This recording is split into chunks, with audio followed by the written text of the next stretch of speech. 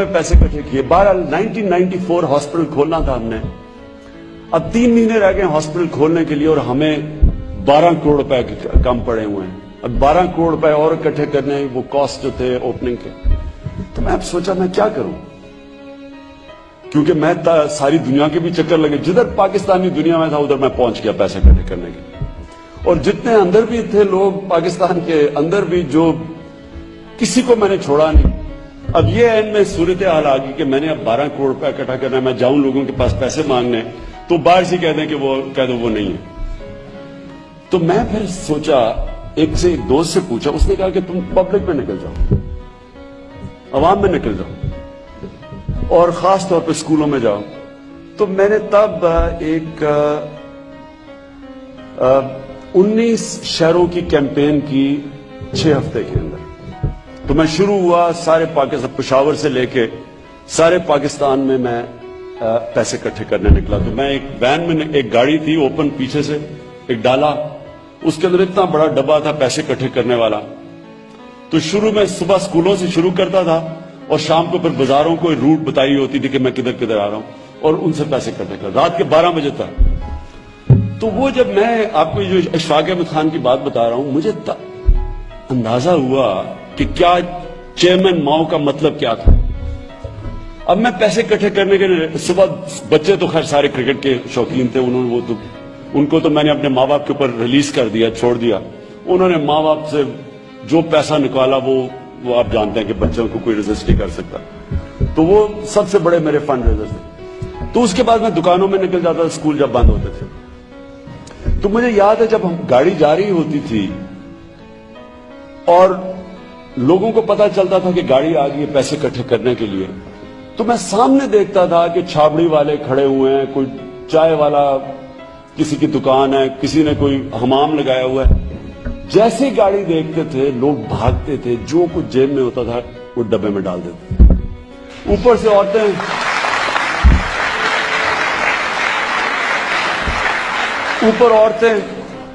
کوئی اوپر سے اپنا کوئی ہار پھینک رہی ہیں, کوئی یہ کانوں کی بالیاں, تو کوئی اچھا کسی کے پاس پیسہ نہیں, گھڑیاں اتار کے دے رہے ہیں لوگ.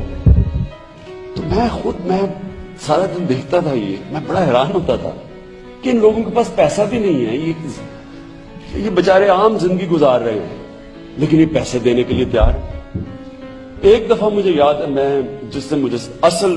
سیاست میں جس طرح جب میں آیا, میں نے سوچا آنے کا, میں ایک بڑا تھکا ہوا پہنچا گھر. ایک دن صبح سے شام تک پیسے اکٹھے کر رہا. ان دنوں میں نئی کرکٹ چھوڑی تھی, فٹ بھی بڑا تھا, لیکن میری کمر درد کر رہی, بازو درد کر رہے, پیسے نوٹ پکڑ کے دونوں طرف سے. تو میں آپ یقین کریں کہ صبح سے شام تک پیسے پکڑتا تھا, کیونکہ چھوٹے چھوٹے 10 روپے پکڑ کے سارا دن. تو ایک دفعہ مجھے یاد ہے, میں اترا ایک دفعہ ایئرپورٹ پہ, تو عورت نے کہا آٹوگراف چاہیے. تو اس نے اپنا بٹوا کھولا آٹوگراف بک کے لیے, تو اس نے ایسے کر کے دیکھ لی تھی بیچ میں, تو کوئی 1000 روپے کا نوٹ ایسے اس نے پکڑا دیکھنے کے لیے. مجھے اتنی پریکٹس ہوئی تھی, میں نے ایک دم 1000 روپیہ پکڑ لیا اسے.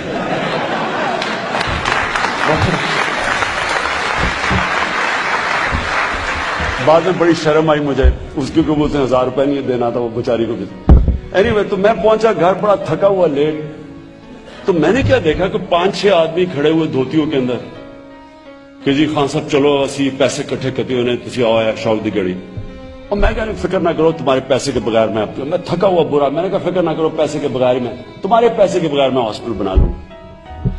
وہ کہ نہیں جی پیسہ اکٹھا کیا ہوا آپ نے آنا. میں ابھی میرا سیاست میں آیا نہیں تھا, ابھی میرے میں اتنا صبر نہیں تھا, جو جواب آ گیا. تو میں نے خیر میں بڑا مشکل سے میں اندر گھسوں, وہ سامنے وہ جائے نا, نہیں جی ہم نے. خیر انہوں نے مجھے اپنی ایک پرانی سی گاڑی میں بٹھایا, وہ 2-3 جگہ راستے میں روکی, دھکا لگا کے چلایا انہوں نے, مشکل سے کرا کے مجھے اس شوق کی گاڑی پیچھے لے گئے. میں برا حال تھکا ہوا, میں غصہ بڑا کنٹرول کر رہا ہوں کہ اب میں ان کی بھی شکلیں دیکھوں, وہ بڑے کین کے جی پیسے اکٹھے کیے ہوئے.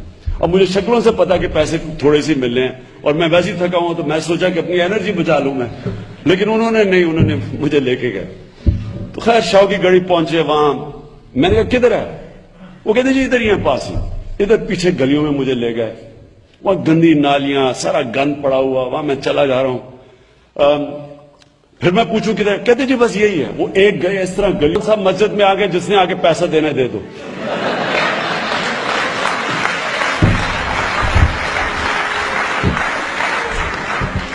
خیر اب مجھے نہ سمجھ آئے میں کیا کروں، بڑا میں کنٹرول کیا. دیکھتے دیکھتے ساری مسجد بھر گئی. اچھا جب مسجد بھری، پہلے تو میں حیران ہو گیا. پہلے تو میں سمجھا کہ ابھی میں نکلنے لگا تھا، میں باہر جانے لگا تو میں نے دیکھا لوگ آنے شروع ہو گئے، مسجد بھر گئی. جب میں نے وہ لوگوں کو دیکھا، بوڑھی عورتیں، غریب لوگ بچارے، کوئی مجھے 5 روپے دے رہا ہے، کوئی مجھے 10 روپے دے رہا ہے. اور میں جنرلی پڑھا، میں نے پہلے تو میں بڑا برا فیل کیا کہ میں ایسی اتنا مجھے غصہ چڑھا ہوا. اور میں نے انہیں باقی کہا، دل سے کہا، میں نے کہا دیکھو تمہیں 5-10 روپے کی میرے سے زیادہ ضرورت ہے، آپ اس پیسے کو رکھیں اپنے پاس، آپ فکر نہ کریں، میں ہاسپٹل بنا لوں گا. وہ سارے آگے سے کہیں نہیں جی ہم نے اس میں شرکت کرنی ہے، غریب لوگ ہم نے اس میں شرکت کرنی ہے. اور آپ حیران ہوں گے کہ میں 12 کروڑ روپے اکٹھا کرنے کے لیے نکلا تھا، اور سب نے مجھے کہا کہ تم یہ پیسہ نہیں اکٹھا ہوگا. یہ جو 6 ہفتے میں نے ٹور لگایا، ہم نے 14 کروڑ روپے اکٹھا کیا.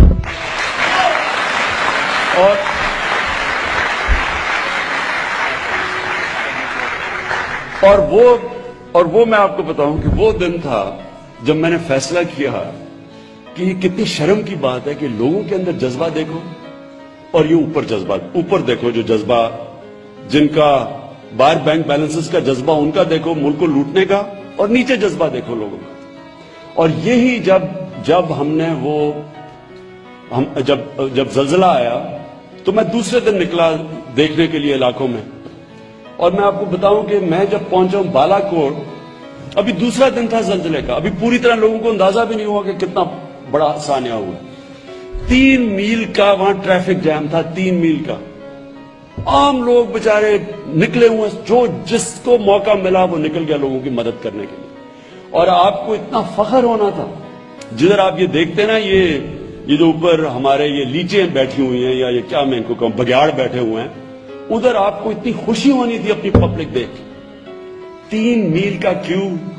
اور مجھے یاد ہے میرے ساتھ ایک آدمی میں دیکھا گاڑی میں ساتھ، ایک سوزوکی کے اندر ساری گاڑی بڑی، صرف اس کی شکل نظر آ رہی ہے، باقی سارا سامان اس نے رکھا ہوا ہے، اور ایک آدمی پہنچا ہوا.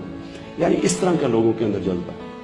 تو جب بھی ہم نے اس ملک کے اندر صرف ایمانداری چاہیے آپ کو. کوئی راکٹ سائنس نہیں ہے انسٹیٹیوشنز کیسے ٹھیک کرنی ہے، یہ کوئی راکٹ سائنس نہیں ہے.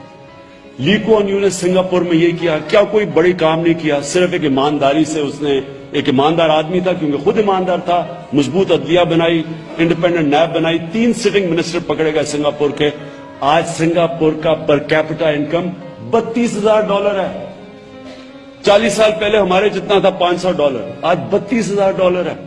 صرف قانون لا کے، رول آف لا لا کے، کیونکہ خود ایماندار تھا.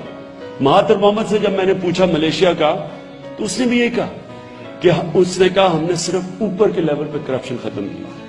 ایک دفعہ اوپر کے لیول کی آپ کرپشن ختم کر دیں، نیچلی کرپشن آپ کو نہیں تنگ کرتی. تو ہمیں صرف اس ملک کے اندر مقابلہ کرنا ہے ان سیاسی مافیاز کا. اور میں آپ سب سے یہ چاہتا ہوں کہ آپ میری مدد کریں اس کے اندر. آپ کے پاس آیا اس لیے ہوں کہ میں آپ کی ہیلپ چاہتا ہوں.